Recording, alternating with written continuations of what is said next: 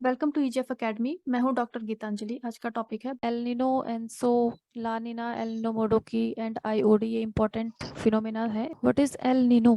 L Nino is occasional development of warm ocean surface water at the coast of Ecuador and Peru. तो ये ocean currents है। यहाँ पे आप देखोगे कि जो पेरू वाला रीजन है, दिस वन, यहाँ पे इक्वाडोर है, यहाँ पे पेरू है। यहाँ पे पेरू करंट है जो कि एक कोल्ड करंट है। This is cold current. इस कोल्ड करंट की वजह से यहाँ पे फिशरीज बहुत अच्छा डेवलप है, क्योंकि कोल्ड फिश की जो स्पीशीज होती है वो यहाँ पे अच्छे से ग्रो करती है। अब फेलिंग होता है यहाँ पे वाटर का ओशन में। ऊपर तो ऑक्सीजन फॉर्मेशन करते हैं जो फाइटोप्लैंक्टन्स होते हैं, और वो ऑक्सीजन नीचे जाती है, और नीचे यहाँ पे काफी ज्यादा स्पीशीज रहते हैं, मरीन ऑर्गेनिज्म रहते हैं जिनकी डेथ होते रहती है, और उनकी डेथ होने से फिर डिकम्पोजिशन होता है। उससे जो नाइट्रोजन, फास्फोरस, पोटेशियम, बाकी सल्फर, ये सब मिनरलाइजेशन होता है और ये ऊपर आएगा। तो यही जो न्यूट्रिएंट्स हैं ये जब ऊपर आते हैं तो यहाँ पे जो फिशेस रहेंगे वो उसको कंज्यूम कर सकते हैं अच्छे से। तो यही हम अपवेलिंग बोलते हैं कि नीचे का जो वाटर है, जो न्यूट्रिएंट रिच वाटर है, वो जब ऊपर आता है, that is called upwelling of nutrient rich water. और उसी की वजह से जो फिशरीज है यहाँ पे बहुत अच्छी होती है। लेकिन जब एल नीनो कंडीशन होती है, स्पेशली क्रिसमस के आसपास, यानी क्रिसमस कब होता है, दिसंबर या इस टाइम पे, कंडीशंस यहाँ पे रिवर्स हो जाती है, और उससे यहाँ पे ये जो एरिया है बहुत ज्यादा फिशरीज को बहुत नुकसान पहुंचता है यहाँ पे। और ये कंडीशन फ्यू वीक्स से फ्यू मंथ्स तक रह सकता है, कभी कभी इससे ज्यादा भी होता है। अब हम इसको समझते ये है क्या एक्चुअल में। तो नॉर्मल कंडीशन में क्या होता है कि यहाँ पे ये है, this is Ecuador and this is Peru, और यहाँ पे पेरू की कोल्ड करंट है। अगर टेम्परेचर लो है, कोल्ड है, तो ऊपर हाई प्रेशर बनेगा। अब ये है ऑस्ट्रेलिया वाला रीजन, यहाँ पे लो प्रेशर है तो वार्म वाटर है, वार्म वाटर है तो वहाँ पे लो प्रेशर होगा। जहाँ पे टेम्परेचर लो है तो high pressure, and temperature high है तो लो प्रेशर। तो हमेशा विंड हाई प्रेशर से लो प्रेशर की तरफ मूव करती है, तो इसका मूवमेंट इस तरीके से होता है। तो जब ये मूवमेंट होता है, ओशन का जो पानी, ऊपर का जो पानी होता है वो वार्म वाटर है, और उसके नीचे कोल्ड वाटर होता है। हमेशा ये वार्म वाटर की लेयर और उसके नीचे कोल्ड वाटर की लेयर होती है। तो जब ये ट्रेड विंड्स हाई प्रेशर से लो प्रेशर की तरफ जाते हैं तो ऊपर की वार्म लेयर भी अपने साथ ही ये लेके जाते हैं ऑस्ट्रेलिया के साइड में। तो नीचे का जो पानी है, कोल्ड वाटर, ये ऊपर आ जाता है यहाँ पे पेरू और एंड इक्वाडोर के कोस्टल एरियाज में। तो इस कोल्ड वाटर में काफी न्यूट्रिएंट्स भी होते हैं, और इसी कोल्ड वाटर की वजह से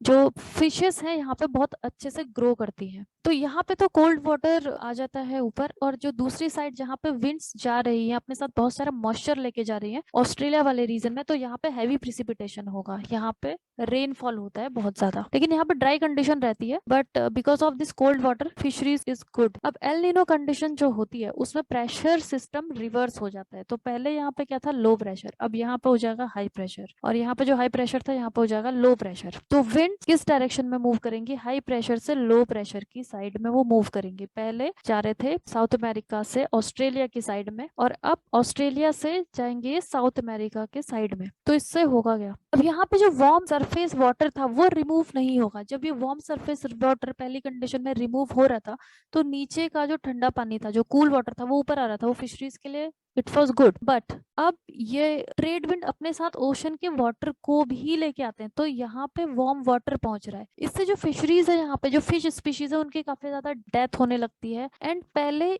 इस रीजन में हैवी प्रिसिपिटेशन हो रहा था, क्योंकि यहाँ से विंड आ रही थी इस साइड में, तो प्रिसिपिटेशन हो रहा था। अब यहाँ पे ड्रॉट की कंडीशन हो जाएगी। So this is called the El Nino condition. जब एल निनो कंडीशन होता है, इसका इम्पैक्ट इंडिया पे भी पड़ता है, क्योंकि पहली वाली कंडीशन में जब trade winds high pressure zone से ऑस्ट्रेलिया, इंडोनेशिया इसके ऊपर प्रिसिपिटेशन करता है, तो कहाँ पे, इंडिया भी यहीं पे, इंडिया में भी प्रिसिपिटेशन, मॉनसून अच्छे होते थे, रेनफॉल ज्यादा होता था। लेकिन अगर यहाँ पे हाई प्रेशर डेवलप हो जाएगा, यानी कि ड्रॉट कंडीशन हो जाएगी, तो इंडिया में भी रेनफॉल काफी कम होने लगता है। And so L Nino Southern oscillation, तो ये तो है एल नीनो कंडीशन। इसको हम सदर्न ऑसिलेशन क्यों कह रहे हैं, क्योंकि दिस इज पैसिफिक ओशन, इसका जो साउथ वाला पार्ट है वहीं पे ये पूरा मूवमेंट वाटर का हो रहा है, तो इसीलिए हम इसको कहते हैं El Nino Southern Oscillation. Effects of El Nino, तो devastating effect on marine life. यहाँ पे साउथ अमेरिका में, जब पहले फिशरीज अच्छा हो रहा था, मरीन लाइफ अच्छी थी, क्योंकि हर एक स्पीशीज अडेप्टेड होती है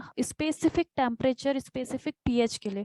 थोड़ा सा भी अगर चेंजेस होता है तो वो उसमें सर्वाइव नहीं कर पाती। तो यहाँ पे जो फिशेस और मरीन स्पीशीज होती है उनकी डेथ होने लगेगी coast of Peru and Ecuador में। एंड जो साउथ अमेरिकन का जो दिस कोस्टल एरियाज है, ये काफी ज्यादा इनका इकोनॉमी डिपेंडेंट होता है फिशेस पे। And severe drought in Australia, Indonesia, India and South Africa. तो जो यहाँ पे जो कंट्रीज हैं, ये सारी कंट्रीज, इन सब में ड्रॉट हो जाता है। Heavy rains in California, Ecuador and Gulf of Mexico. यहाँ पे रेनफॉल होगा क्योंकि ट्रेड विंड्स इस डायरेक्शन में मूव कर रही हैं। कैलिफोर्निया कहाँ पे है? दिस इज कैलिफोर्निया, यहाँ पे भी रेनफॉल बहुत होगा। इक्वाडोर में रेनफॉल बहुत होगा। गल्फ ऑफ मैक्सिको, यहाँ पे भी रेनफॉल बहुत ज्यादा होता है एल नीनो के टाइम पे। सो नॉर्मल कंडीशन में क्या होगा कि ईस्टर्न पैसिफिक में, यानी कि कोस्ट ऑफ पेरू, इक्वाडोर में कोल्ड ओशन करंट होता है जो कि गुड है फिशरीज के लिए।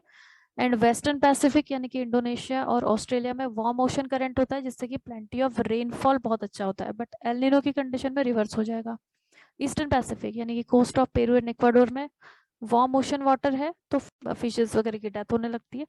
एंड वेस्टर्न पैसिफिक में इंडोनेशिया एंड ऑस्ट्रेलिया, यहाँ पर कोल्ड ओशन करंट, कोल्ड है अगर पानी तो इवेपोरेशन नहीं होगा, तो यहाँ पर ड्रॉट कंडीशन हो जाती है। देन एल नीनो के बाद एक और फिनोमेना है ला नीना। एल नीनो में क्या हो रहा था कि जो प्रेशर बेल्ट चेंज हो जा रहे थे।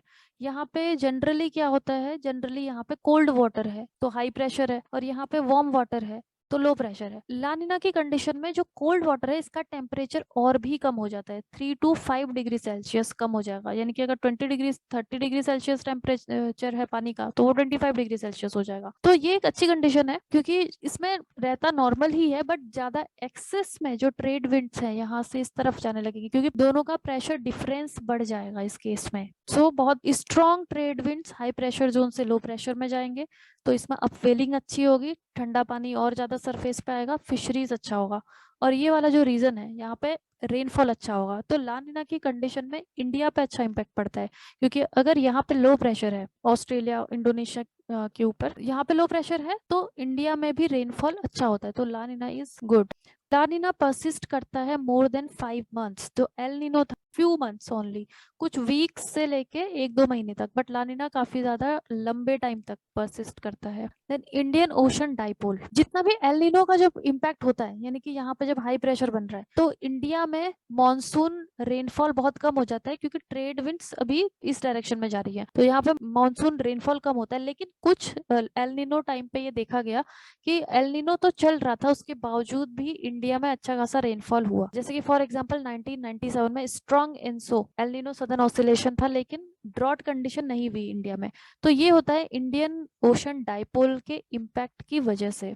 इसे डिस्कवर किया गया था 1999 में इंडियन ओशन में। तो इसमें होता क्या है, यहाँ पे दो डाइपोल्स बन जाते हैं। एक रीजन तो बन जाता है दिस वन इंडियन ओशन में ही, और दूसरा रीजन ये है एक जगह पे हाई प्रेशर डेवलप होगा और दूसरे में लो प्रेशर डेवलप होगा। तो ये वेरी करता है, इसी के हिसाब से हम पॉजिटिव डाइपोल, नेगेटिव या न्यूट्रल डाइपोल इसको हम बोलते हैं। तो उसी से ये इंडिया में होने वाले जो मॉनसून रेनफॉल है उसको इम्पैक्ट करता है। तो हम पहले देखते हैं positive Indian dipole, Indian Ocean dipole.